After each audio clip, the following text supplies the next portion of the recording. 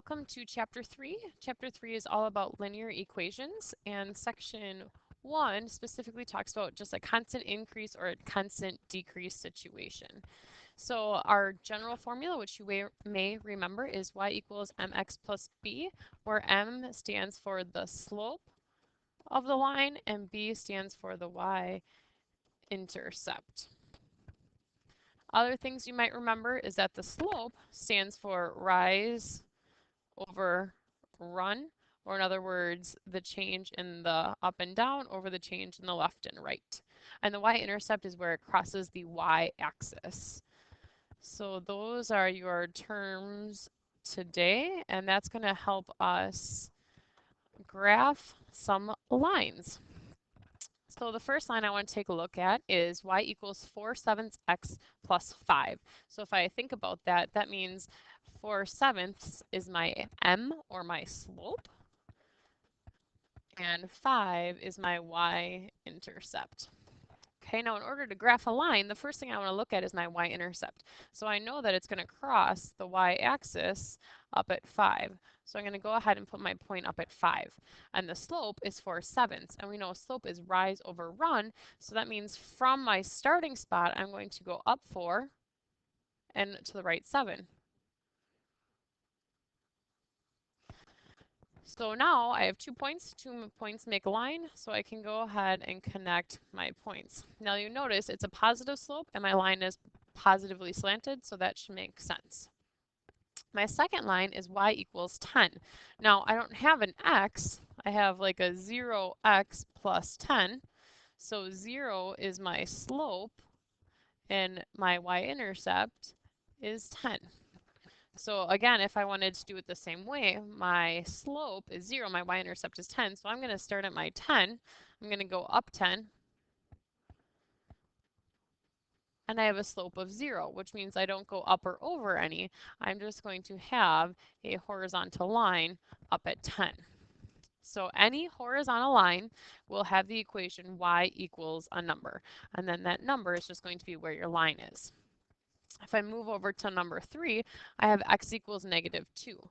That's a completely different equation, and I don't have a slope or a y-intercept.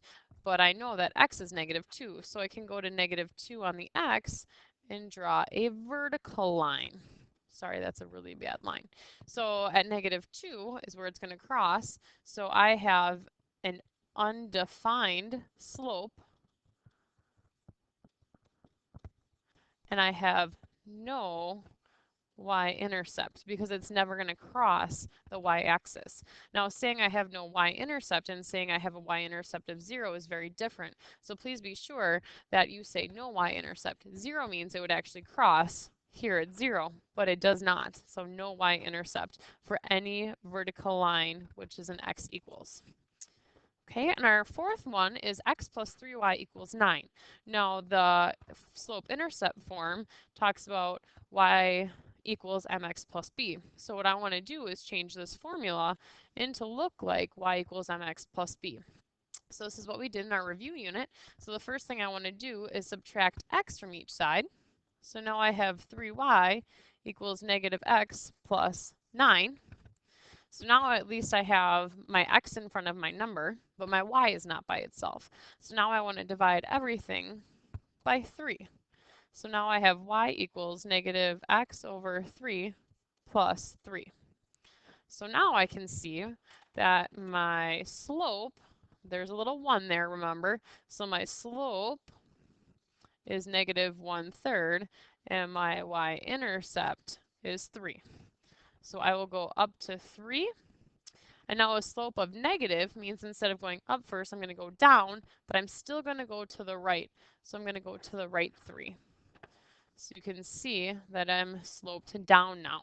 If you had accidentally gone down and to the left, you would see that that's a positive line, and it was positive because you did down and left, which is a double negative, which makes that actually positive. So you want to make sure that you only go down and to the right. So that is graphing our first set of 4. So now that you know what those look like, we should hopefully be able just to describe them without actually graphing them. The first one is 12y equals 24. There's only a y here, okay? And if it's only a y, you should hopefully remember that a y equals is a horizontal line. The second one here, letter B, has an x and a y, and x and a y always makes the line oblique, so that's like a normal diagonal line. And the third one only has an x, so you should remember that an x equals is just a vertical line. So just a little bit more practice there. Example C actually wants us to write the equation now. So now we're working ourselves backwards. It tells us that we have a slope of -3/2 and it crosses through the point 0, -4. Well, I know that 0, -4 is actually on the y-axis, which makes -4 my y-intercept. So slope was my m value.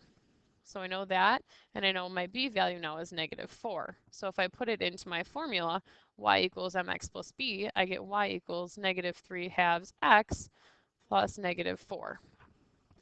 If you wanted to write y equals -3/2 x minus 4, that would also be acceptable. It's the same thing.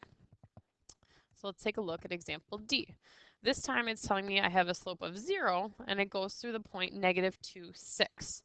Well, a slope of 0 meant it was a vertical, a slope of 0 meant it was a horizontal line, and a horizontal line is a y equals. And now remember that ordered pairs go x comma y, so I know that y equals 6. So my equation is just y equals 6. So don't let that one fool you. Example E is actually kind of giving you a story problem, so to practice a real life situation.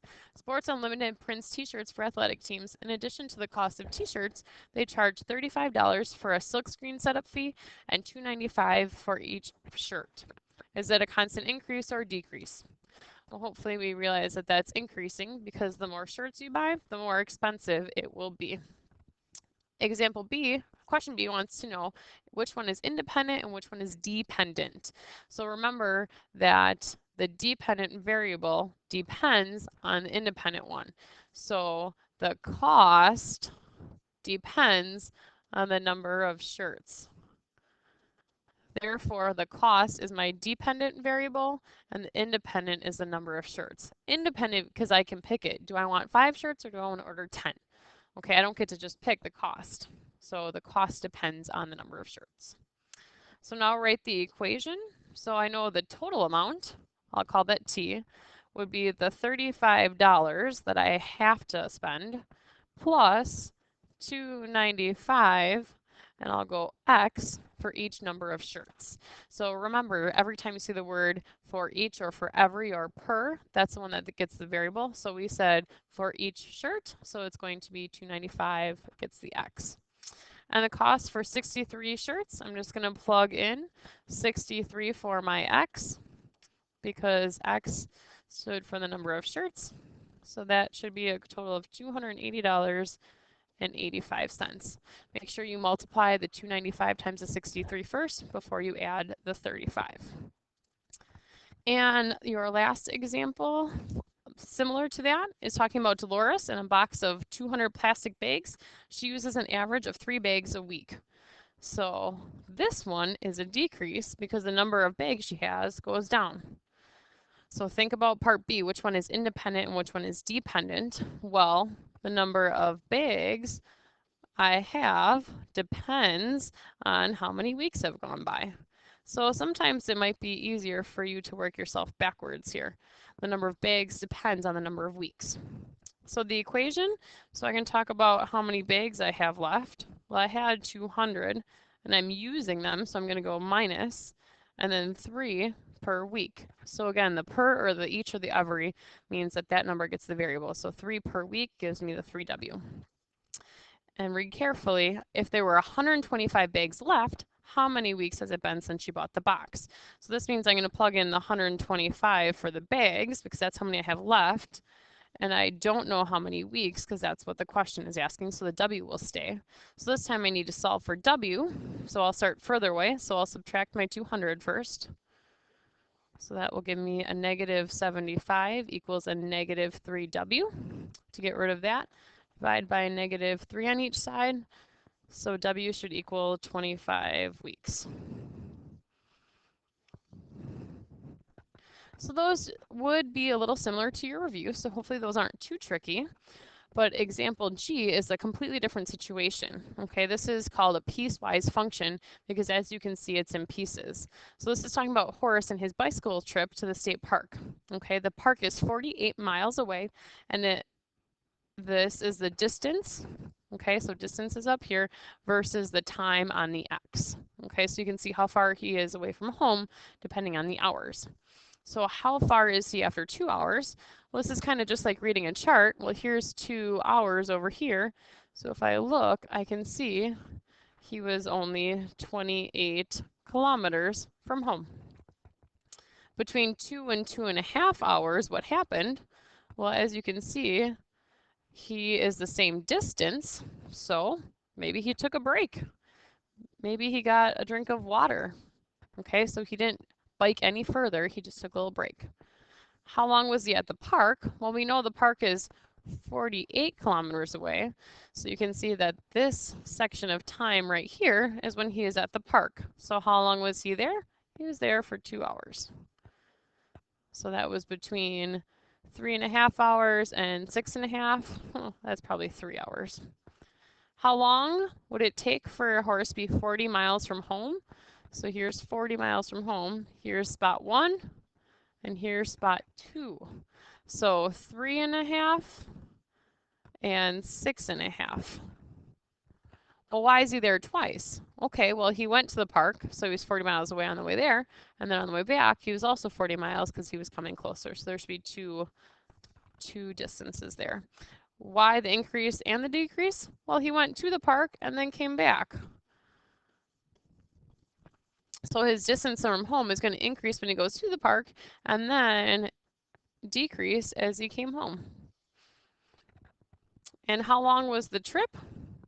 48 kilometers was his distance for a total of 96 for there and back, but the total in time would be a 9-hour trip. And that is all you need for lesson 1 about linear lines.